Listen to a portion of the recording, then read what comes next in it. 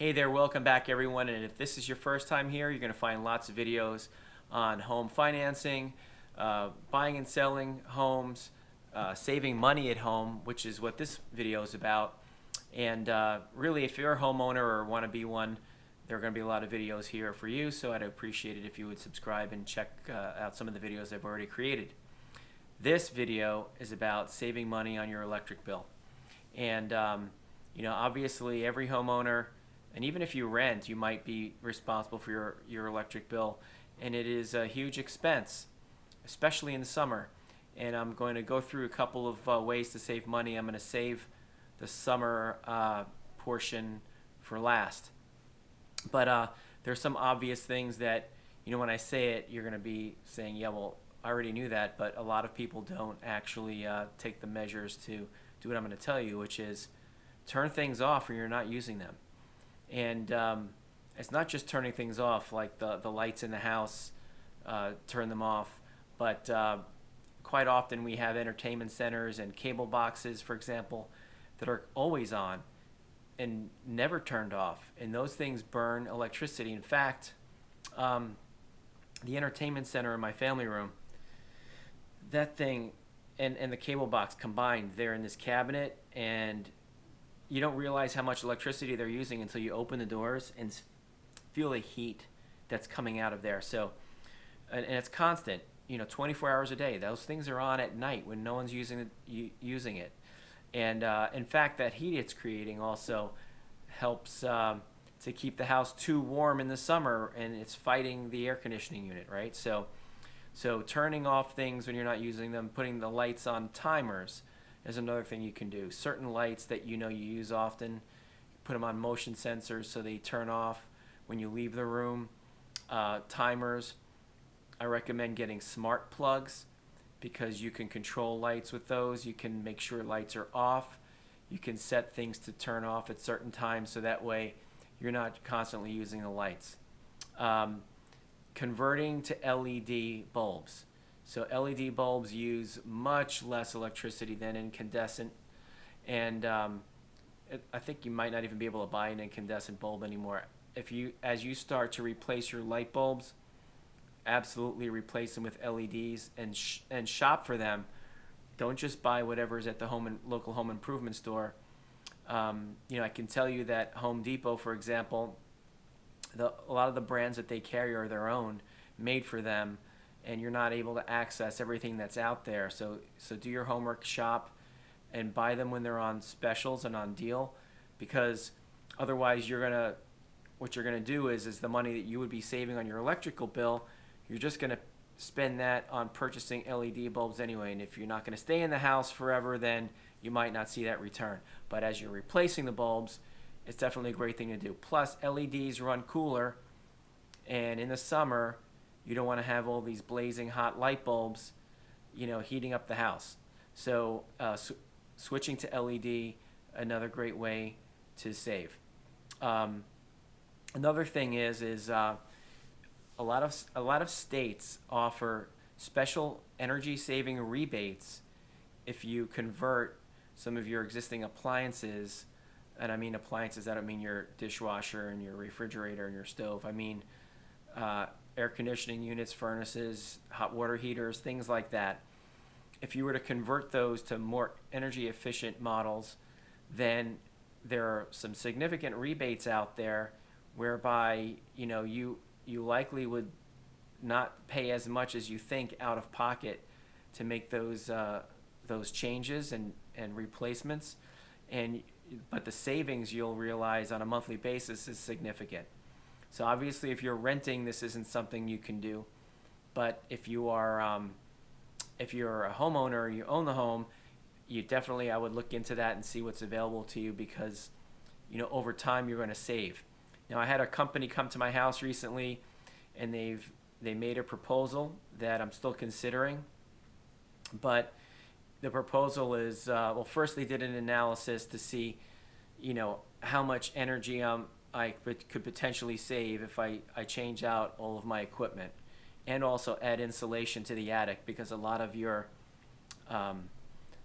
energy is lost through the gaps in the sheetrock or the light fixtures where the receptacles are, and all those other little places, the heat and the air conditioning, you lose it. So insulation was part of the deal. There were rebates involved. It's obviously a few $1,000s, but I'm seriously considering it too, because then everything is also upgraded in the house when you go to sell one day. So that isn't a bad deal. I'm considering that, but looking for the rebates to swap out your equipment is one thing I would definitely recommend doing. Shopping for discounted electrical rates per kilowatt hour. Now you might get a lot of phone calls, spam, which is definitely what I get, and that usually comes in on my business line, and they want to speak to the person who's responsible for the electric bill. And they're obviously all trying to convert you to whatever company they work for, and they're going to try to have you save money on your electric bill. I'd say a couple of those might be legitimate, and a lot of them are going to be, spam or a scam. So I would be careful with that, but it is something to look into. You could definitely find a reputable company where you can switch your energy purchases to, which in turn would help you save money on your electric bill. Make sure you read the contract carefully. It could be an intro that's cheaper, and then you go to a more expensive rate. There's always something, right? So definitely check that out. And then the next thing here is, I told you we were going to talk about the summer and the summer heat and the air conditioning towards the end. So what I would say is that there's a lot that goes into managing your electric bill with your air conditioning in the summer. For me, that's the most expensive time when it comes to my electric bill. And there's this imperfect understanding as to, how everything works in the house, and how you can help save money on your electric bill when it comes to your air conditioning. So first thing is that you need to try to keep the house cool all the time. Whenever you let the house warm up, what happens is it warms up everything in the house. This chair, this table that you can't see, the furniture behind me, the walls, the ceiling, everything will absorb the heat. And then when you try to cool the house later, like if you turn the air off for a few hours during the day and it gets to 75 to 80 degrees, you try to cool the house later, your air conditioning can't keep up, because now you have all of these things, objects in your house, radiating heat, fighting the air conditioning unit. So I know it sounds crazy, but it actually makes sense to keep your air conditioning running all day long, especially when it's really hot. You don't want to ever let it get behind, because then that's when it'll just crush you when it comes to managing your AC.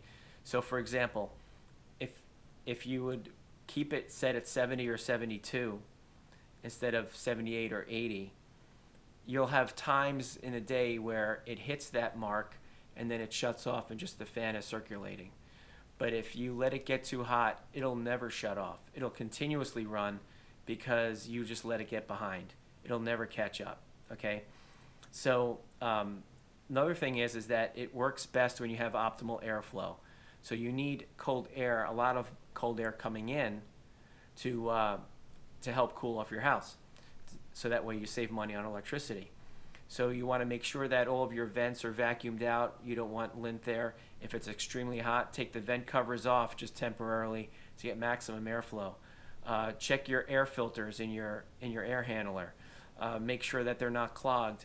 And in fact, in the summer, you can go to one that filters less to let more air flow through, so that way you get maximum airflow again into your house to keep it cool.